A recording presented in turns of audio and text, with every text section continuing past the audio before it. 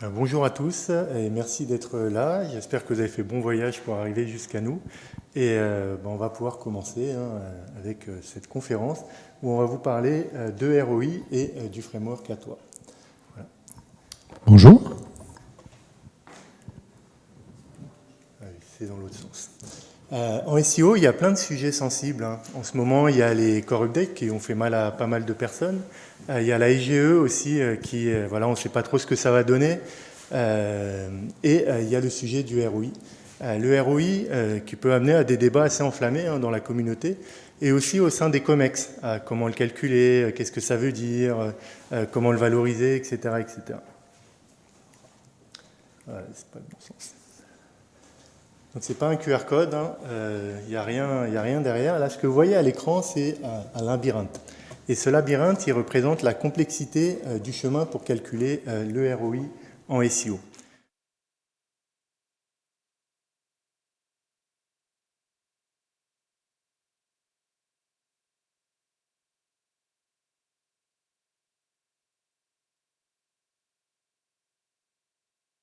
Aussi, ça nécessite pas mal de temps avant de produire des résultats.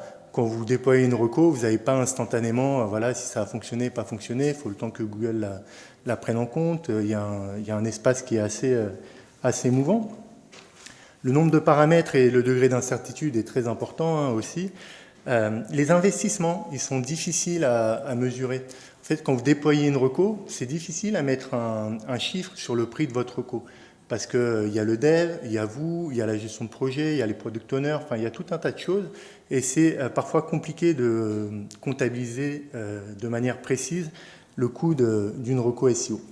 Et enfin, évidemment, notre ami Google qui fait des mises à jour régulièrement et du coup qui peuvent affecter la mesure du ROI.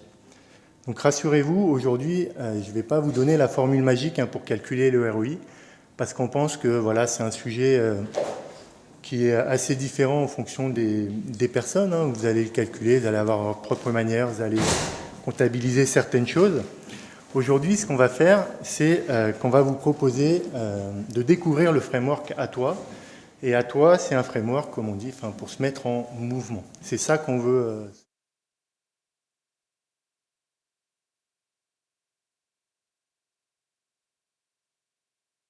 Voilà, c'est une pure invention.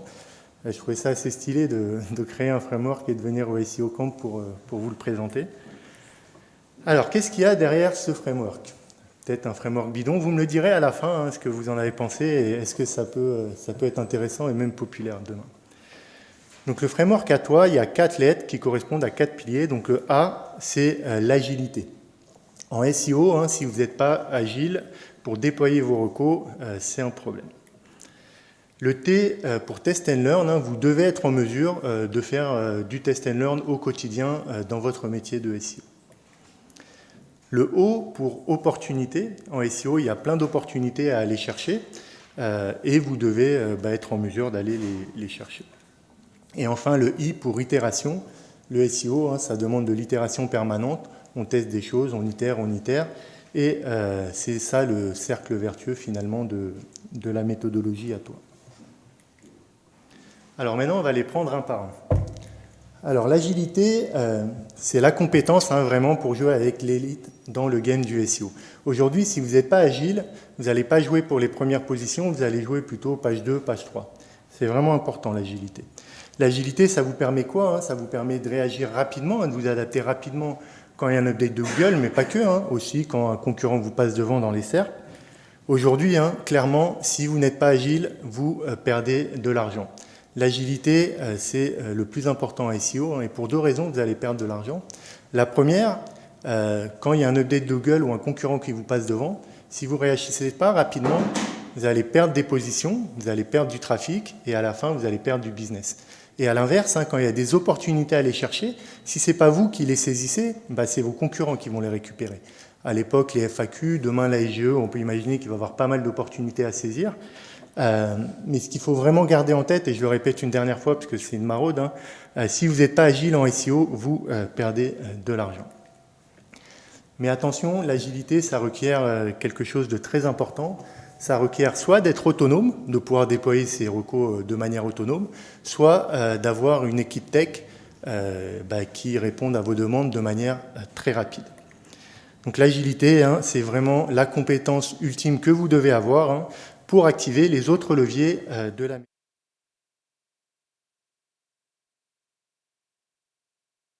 C'est pas qu'en SEO que si on n'est pas agile, on perd pas de l'argent. On est dans un monde qui va à 2000 à l'heure. Et du coup, c'est essentiel pour toutes les équipes d'être agile. Et notamment, c'est hyper important pour le go-to-market. Le deuxième, c'est le test and learn. Sans agilité, excusez-moi, sans vélocité, vous ne pourrez pas faire de test and learn. C'est vraiment le prérequis. Le test and learn, c'est quand vous avez du temps et que votre roadmap est déployé, vous pouvez commencer à aller tester des choses sur votre site. Le test and learn, où chaque test va vous permettre une meilleure compréhension des facteurs de ranking.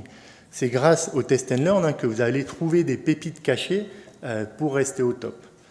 Vraiment, le test and learn, ça vous aide à atteindre vos objectifs et même de les dépasser. Nous, chez Fastorize, quand on parle de test and learn, on associe ça finalement à votre laboratoire de recherche. Dans les grandes entreprises, vous avez toujours un service de R&D qui permet finalement d'avoir un coup d'avance sur votre marché. Et le test and learn, c'est ça pour le SEO. C'est toujours avoir un coup d'avance dans les résultats de recherche.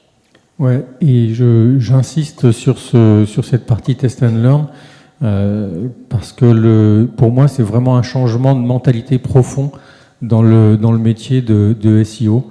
Avoir une démarche test and learn, c'est pas se reposer sur ses acquis, sur ses lauriers, c'est le contraire de faire des recos génériques, de prendre des outils, de passer à un audit automatique sur un site et puis de dire voilà, il faut un bon title ou que sais-je. C'est aller plus loin que les basiques et c'est vraiment s'adapter au site qu'on est en train de traiter et de tester des choses et puis d'apprendre ce qui marche et ce qui ne marche pas. On continue l'exploration avec le haut d'opportunité. Vous allez voir justement avec votre agilité et le test and learn, ça va vous donner des skills pour aller débloquer des opportunités. Et des opportunités notamment que Google va vous offrir. Quand Google déploie des nouvelles données structurées pour afficher par exemple des snippets dans les résultats de recherche, c'est les premiers SEO qui vont les déployer, qui vont avoir le trafic facile. Donc c'est des opportunités que vous ne devez pas rater en tant que SEO. Pareil, vous ne raterez plus des opportunités liées à des tendances. Demain, imaginez, il y a un influenceur qui parle d'un sujet, ce qui est dans votre thématique. Il faut essayer d'aller vous positionner sur le mot-clé pour essayer de capter ce trafic. Pareil, des opportunités, par exemple, comme aujourd'hui, vous allez voir plein de conférences avec plein d'idées de choses à tester en sortant de ces conférences. Si vous n'êtes pas en mesure de le faire, vous avez eu plein d'idées, plein de choses, plein de nouvelles méthodes à déployer. Mais demain, si vous ne le faites pas, vous ratez potentiellement des opportunités. C'est un nouveau monde qui va s'offrir à vous parce que vous allez pouvoir justement, au lieu de les regarder passer, vous les attribuer et pouvoir en faire quelque chose. Et donc, non, là, je n'ai rien à ajouter sur ce slide. Et enfin, le dernier pilier de la méthode à toi, c'est l'itération. L'itération,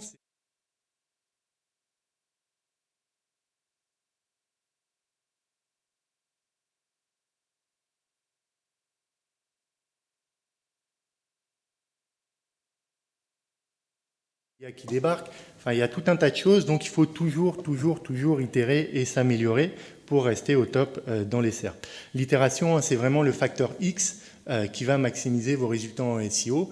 J'entends par là, c'est que plus vous allez itérer, plus vous allez optimiser vos stratégies et plus vous allez avoir des résultats et donc de la perf en SEO. C'est vraiment ce qui vous permet finalement de vous tenir en mouvement tous les jours.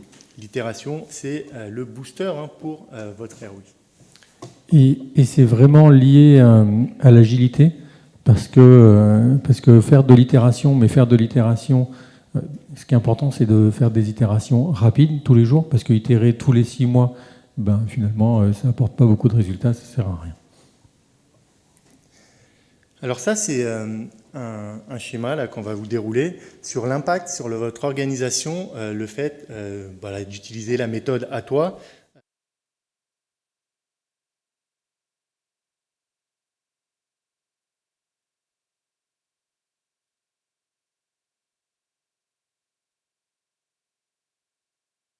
agile hein, pour déployer rapidement des choses sur votre site.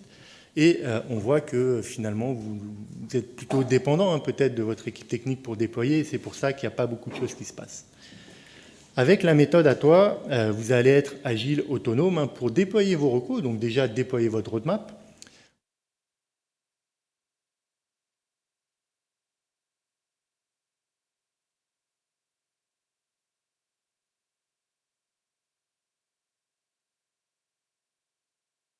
La performance en SEO. Et finalement, c'est en déployant plus rapidement hein, que vous allez avoir des résultats plus rapidement. C'est en déployant plus rapidement que vous allez avoir des informations sur ce que vous avez déployé pour pouvoir itérer. Et c'est ça qui va vous permettre d'aller chercher de la performance en SEO. Mais ce n'est pas si simple.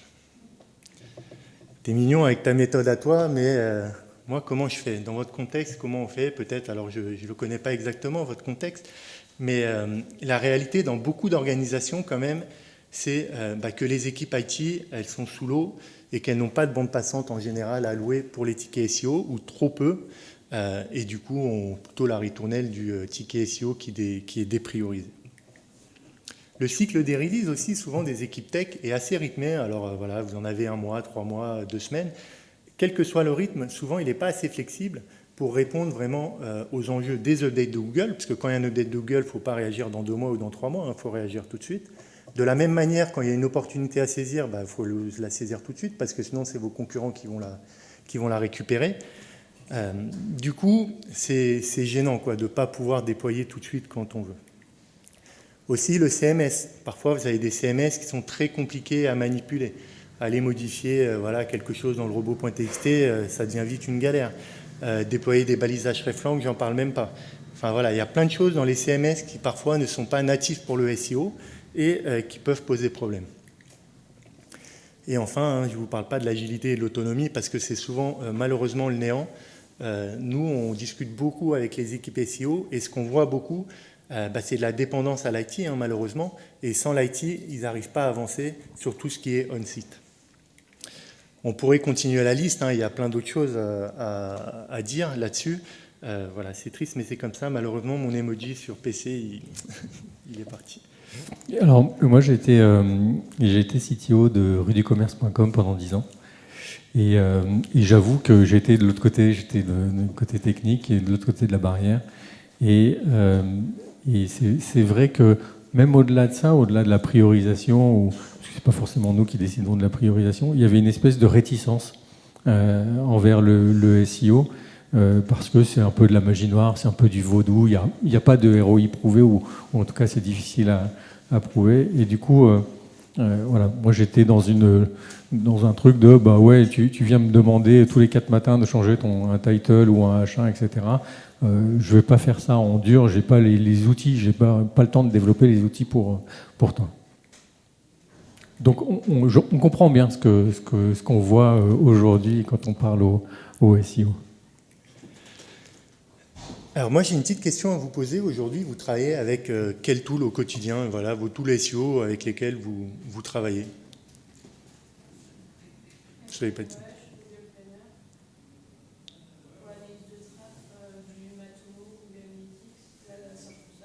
Ok.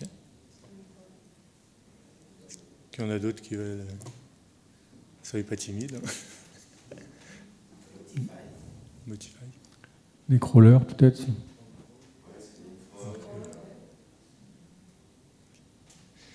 Ok, vous travaillez avec beaucoup d'outils. Enfin, il y en a plein des outils en SEO. C'est vrai qu'il y a des outils pour l'analytique, pour générer des contenus aujourd'hui avec l'IA ou sans l'IA. Enfin, il y a des contenus pour... il y a des tools pour le crawl. Il y a vraiment tout un tas de tools hein, aujourd'hui en SEO. Mais finalement, il en manque un pour que vous soyez autonome et agile. C'est un outil de Edge SEO. Et est-ce que vous avez déjà entendu parler de ce concept de Edge SEO? Est-ce que ça vous parle? Ouais. Tout familier. Bon, c'est bien, ça commence à... Parce que l'année dernière, on a posé la même question. Là, on a quelques oui quand même. Ouais, l'année dernière, il n'y avait personne. Ouais, c'est vrai que ça veut dire qu'on commence à travailler. Donc le Edge SEO, c'est un concept, même si vous le découvrez aujourd'hui, ce n'est pas un concept nouveau, c'est une opportunité de modifier le code HTML de vos pages at the edge et de les optimiser pour le SEO. Alors qu'est-ce que ça veut dire at the edge? On va le voir.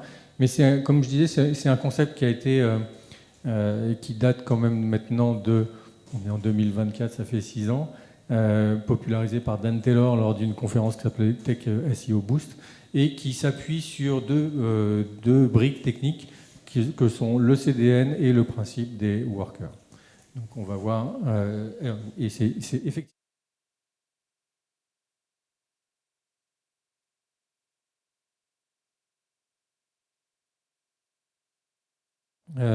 Vous avez plus à modifier, vous avez plus à reposer sur l'équipe IT pour faire les modifications, vous reposez plus sur le CMS pour faire les modifications, puisque les modifications, elles sont faites sur une couche qui se situe au-dessus des développements sur les serveurs web ou bien des développements qui sont sur le CMS.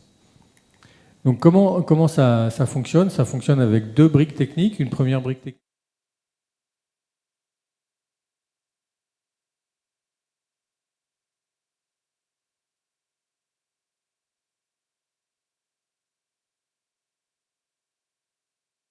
qui va accélérer le chargement des pages. Donc ça, c'est une techno qui existe, qui a presque 25 ans aujourd'hui. Tout le monde, presque tout le monde a un CDN. La nouveauté, c'est le worker. C'est une solution qui permet de déployer du code sur ce réseau de CDN. D'accord ? Donc les serveurs de CDN, jusqu'à présent, c'était beaucoup des serveurs de cache. Et là, on y rajoute un peu de compute et on va permettre à du code de s'exécuter donc au plus proche de l'utilisateur, puisque c'est sur les réseaux de CDN. Et donc, c'est l'association de ces deux briques qui va donner le Edge SEO, le worker qui va modifier le code HTML sur un serveur at the edge, donc au bord du réseau. Donc, c'est pas fait sur les serveurs d'origine, c'est pas fait sur le navigateur, c'est vraiment fait sur un réseau de CDN, et c'est ça qui donne le Edge SEO. Donc le fonctionnement est le suivant. Le navigateur, que ce soit un navigateur ou que ce soit un Googlebot,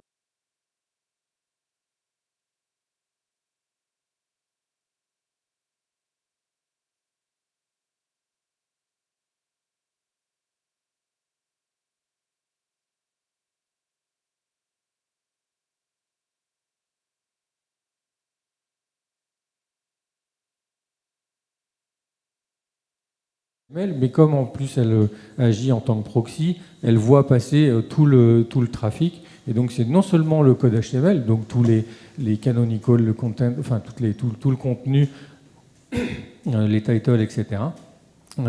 Mais aussi tout.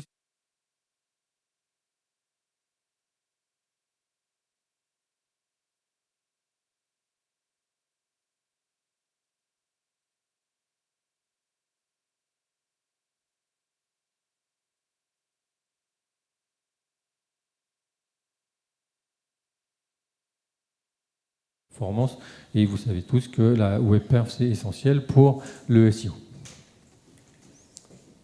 Voilà, et on va vous présenter maintenant le Edge SEO by Fastorize, et on va vous montrer à quel point ça va être simple pour vous de déployer vos recommandations de manière autonome.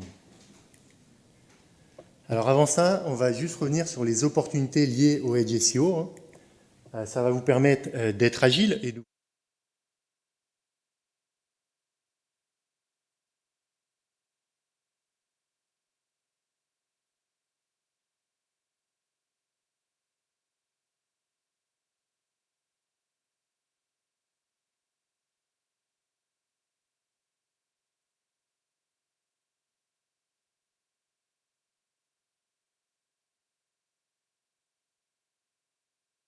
elles sont partout.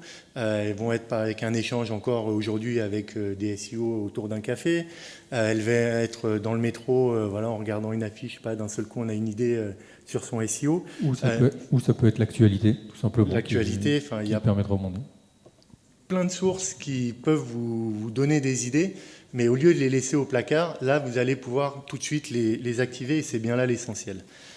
Et surtout, ça va vous permettre d'itérer pour arriver à de la performance en SEO. vous allez vraiment vous remettre en mouvement pour maximiser votre ROI. On va quand même vous présenter Fastorize parce qu'on est un peu mal poli, on ne s'est même pas présenté avant de faire la conf. Fastorize, c'est une société créée en 2011. On a lancé notre premier produit en 2014. Je suis Stéphane Rios, je suis l'ex-CTO de Rue du Commerce qui a créé Fastorize. Et on fait du front-end.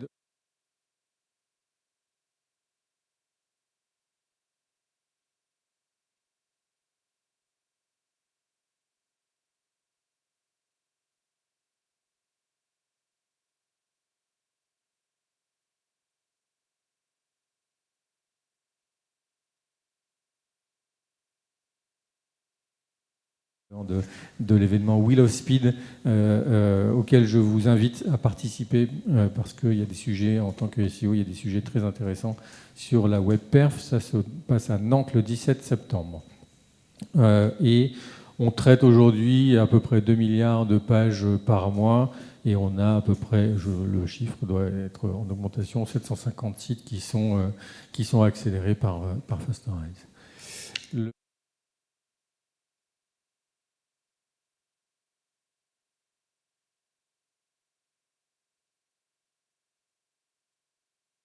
Et vraiment, et que donc va vous présenter un peu plus en détail Romain, c'est vraiment la solution qui va répondre à tout ce qu'on vous a présenté comme challenge, la solution qui va vous permettre de déployer 100% de votre roadmap en toute autonomie.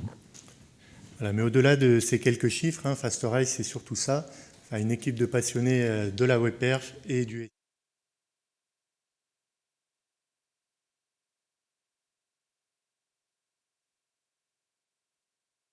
Et maintenant, concrètement, comment ça marche. Alors, vous m'excuserez, je ne suis pas très à l'aise sur le PC, donc des fois, je vais peut-être faire des erreurs de manipulation. Donc là, ce que vous voyez à l'écran, c'est le data.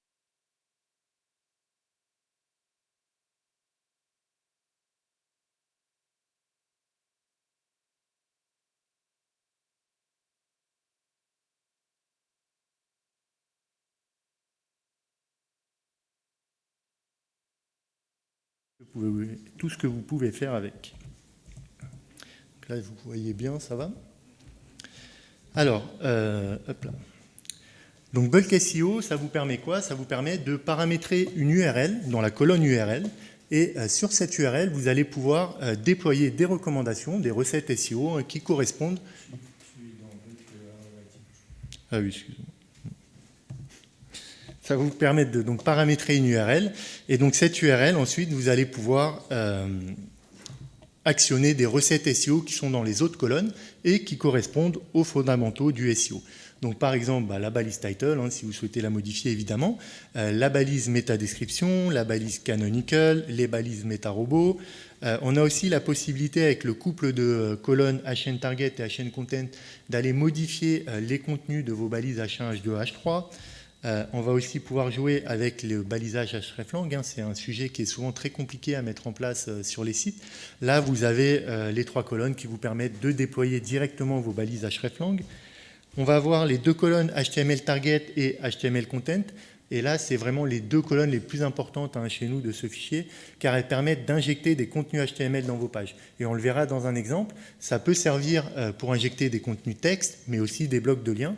Donc à partir de ces 2 patterns-là, je vous laisse imaginer toutes les stratégies SEO que vous pourrez mettre en place. On peut aussi supprimer des contenus, évidemment, pour tout ce qui est contenu dupliqué dans les pages. Donc ça peut être très pratique. On peut aussi aller switcher des tags HTML. Par exemple, vous avez utilisé un H2 ou un H3 simplement pour récupérer le style CSS. Avec les 2 colonnes, vous allez pouvoir le retransformer en span. Bon, là, c'est l'exemple plutôt du P qu'on retransforme en H3. Vous allez aussi pouvoir faire de l'offuscation. C'est un sujet qui est parfois aussi assez complexe à mettre en place sur les sites. Là, vous avez simplement à cibler l'URL que vous souhaitez offusquer et en quelques secondes, c'est réalisé. Et enfin, tout ce qui est données structurées, vous allez pouvoir déployer des balises structurées de données schema.org, aussi Open Graph et TwitterCard. Donc avant de vous montrer un exemple très concret, je vais vous présenter la deuxième feature qui est Bulk URL Rewriting et qui marche de la même manière avec un fichier Google Sheet. Donc on a plusieurs colonnes, l'URL source, donc c'est l'URL que vous souhaitez réécrire, parce que bulk URL rewriting, ça vous permet de réécrire des URL, et donc notamment pour des pages à facettes, hein, c'est un sujet assez commun au SEO, ça va vous permettre de réécrire ces URL avec vos facettes, avec des URL sexy.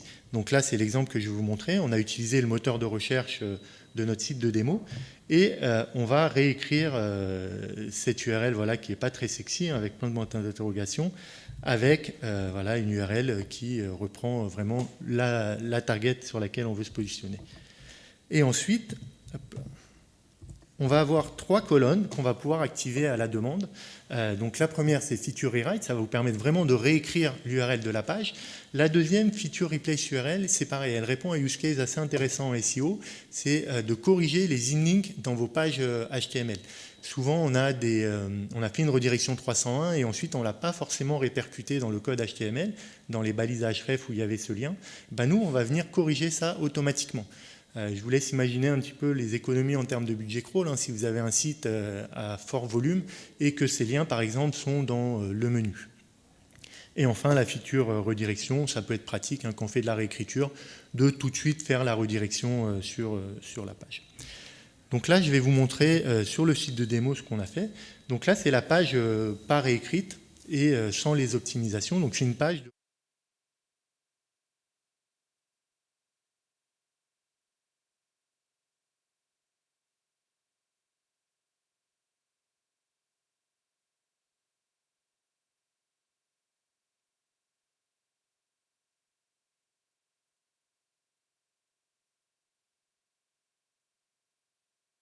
pour vraiment se positionner sur la requête ciblée, donc mug personnalisé.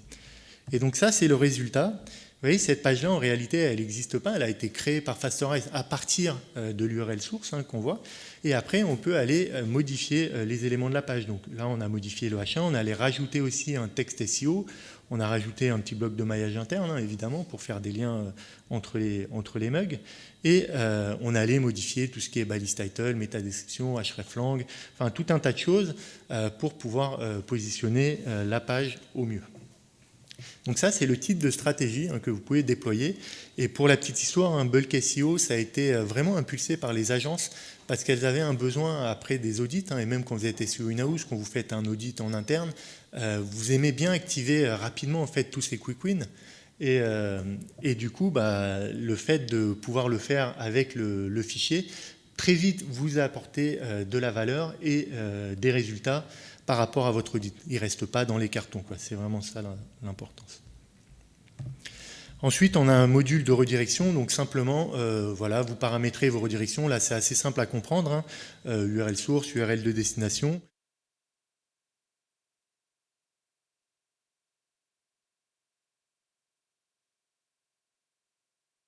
Vous devez traiter des forts volumes. Donc tout ça, hein, c'est assez simple. Vous avez votre fichier bulk, vous le téléchargez en CSV et ensuite vous allez l'uploader directement ici et la modification.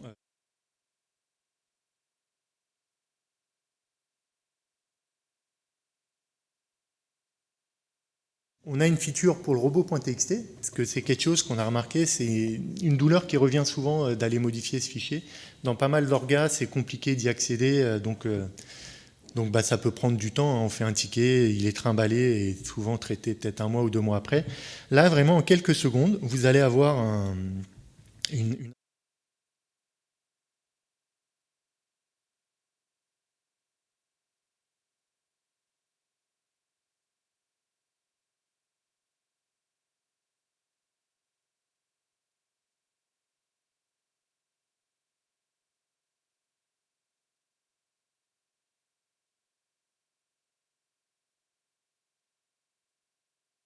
Là, on voit bien le coucou que j'ai rajouté hein, tout de suite. C'est pareil pour toutes les applications. Hein. Alors, imaginez que bah, voilà, vous avez des choses à faire, vous uploadez, bim, en 5 secondes, c'est en production. Et ça vous permet bah, tout de suite d'avoir de l'information par rapport à ce que vous avez déployé.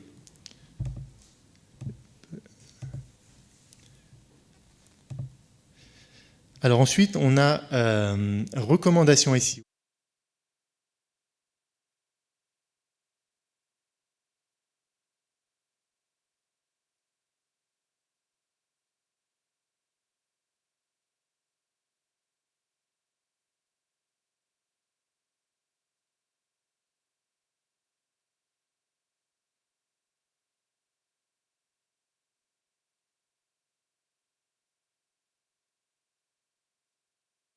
Donc par exemple, là, on va dire qu'on veut faire ça sur toutes les pages produits. Hop. Et ensuite, vous allez avoir le même store finalement de règles que vous avez vu dans le fichier Bulk SEO. À la différence près, là, c'est pas encore tout à fait terminé, mais demain, vous allez avoir une étape intermédiaire où vous allez pouvoir dire, donc je vais sur une page produit, hein, par exemple, je veux stocker le titre du produit dans une variable nom du produit, le prix du produit dans une variable prix du produit. En fait, récupérer tout un tas d'éléments dans la page pour pouvoir les réutiliser ensuite dans vos règles. Donc là, par exemple, pour les balises titres, on peut très bien imaginer reprendre la balise titre et dire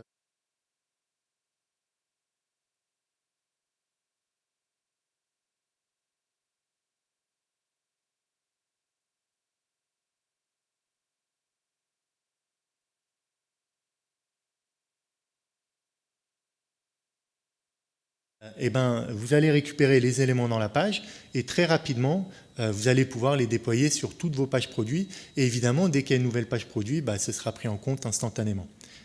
Donc ça, c'est plutôt sympathique. On a aussi une feature pour les sitemaps, donc qui vous permet de créer un sitemap, hein, tout simplement. C'est vrai que des fois, sur les pages produits, catégories, ou si vous êtes dans la presse,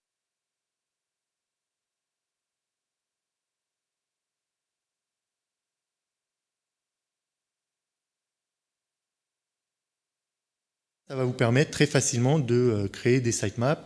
Donc vous donnerez le nom .xml, bon, et vous copierez un petit peu de texte.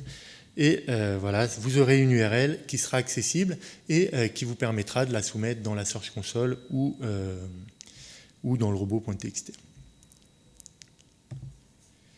Et après, on a ce qu'on appelle le Edge Rewriter. Et le Edge Rewriter, ça vous permet d'aller beaucoup plus loin. Chez nos clients, par exemple, on va implémenter des pagers grâce au Edge Rewriter. On va réécrire des canonical qui ont des paramètres dynamiques. Enfin, on peut vraiment aller beaucoup plus loin avec ça. Mais voilà, c'est pas vous le... Tu peux juste montrer l'interface parce que ça illustre ce côté Edge SEO que j'expliquais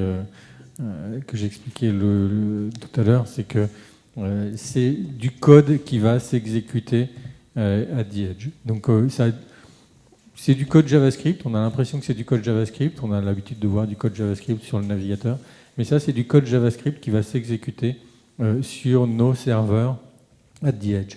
Et avec ce code-là, finalement, on peut imaginer toutes les utilisations possibles. Notre but, c'est pas de vous faire coder du JavaScript dans une console. Notre but, c'est d'avoir justement tous ces petits modules user-friendly et de bâtir un outil no-code qui va vous permettre réellement de déployer n'importe quelle recommandation très, très facilement. Alors, je vais repasser sur la presse pour terminer.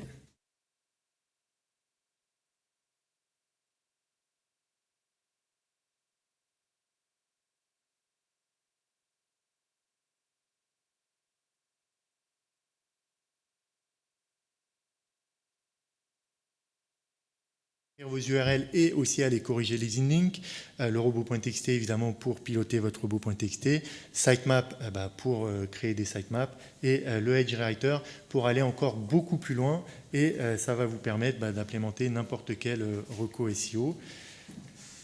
Et tout ça, bien sûr, parce qu'on est un acteur, nous, de la WebPerf depuis 12 ans et on le fait avec cette sensibilité WebPerf, donc côté serveur.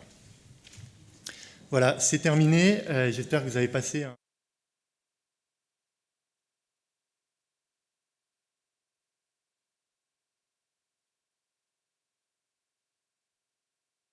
Sympa. On est en bas, on sera un petit peu dans les conférences, donc n'hésitez pas à venir nous voir. Et si vous avez des questions, c'est à vous.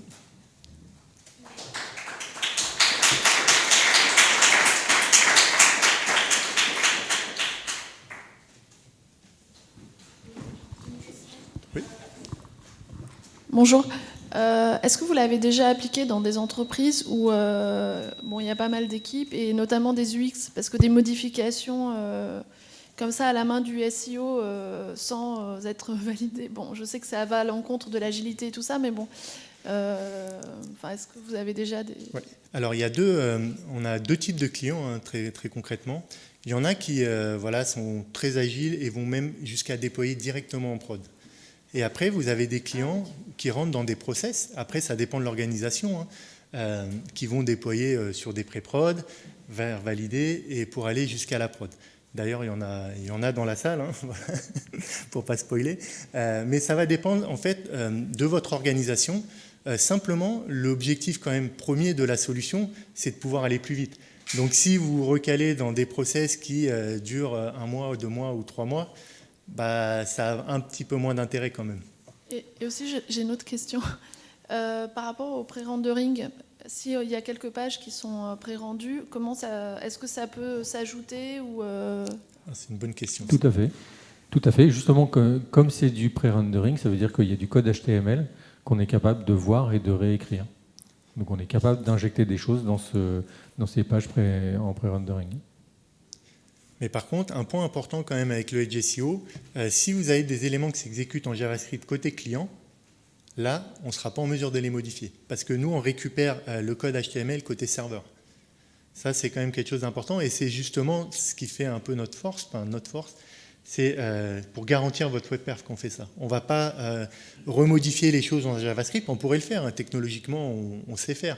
Mais ça a un impact web perf. Ça va dégrader vos core web vitals. Donc ça, on a décidé de ne pas le faire. On fait vraiment tout côté serveur. D'accord. Bon, j'ai pas tout compris, serveur client, mais je suis pas technique. Mais... venez nous voir et puis je vous ferai un petit schéma. D'autres questions? Yes. L'automatisation du maillage interne et en termes de sécurité, parce que du coup, vous pouvez modifier tout et n'importe quoi sur le... On peut modifier tout et n'importe quoi, comme un CMS peut modifier tout et n'importe quoi, comme un outil d'AB test peut modifier tout et n'importe quoi. Donc ça rentre dans un process qui doit déjà être existant dans une entreprise. Si vous avez des circuits de validation, eh bien, il faut utiliser ces circuits de validation. C'est pas parce qu'on peut faire n'importe quoi qu'on doit faire n'importe quoi. Donc on peut modifier. Juste nous on s'adapte, on donne l'outil et c'est à l'entreprise qui l'utilise d'adapter ses process. On a des clients avec des grosses organisations qui passent par de la pré-prod et qui valident en pré-prod avant de déployer. On perd de l'agilité, mais on va quand même plus vite que le précédent process. Et puis sur l'automatisation du maillage interne, c'est pas quelque chose qu'on a décidé de proposer tout de suite, mais qui viendra peut-être par la suite. En fait, on a aujourd'hui une philosophie où on se place comme compagnon des outils que vous utilisez déjà et des agences que vous utilisez déjà. Donc on n'est pas l'outil qui veut remplacer tout votre panel d'outils existants. Donc il y a des agences qui ont déjà leurs propres solutions, il y a des outils qui existent déjà pour générer tout le maillage interne. On est plutôt nous présents pour dire ok, maintenant que vous avez généré vos, je sais pas, 200 000 URL avec le texte qui va bien, etc., à placer à tel endroit, on le colle dans le fichier, on l'upload et ayez, votre maillage interne, il est en place. On doit s'arrêter. Juste un dernier mot. On est nominé ce soir aux Awards dans la catégorie innovation. Voilà, parce que c'est quand même assez innovant, non? Je sais pas. Merci.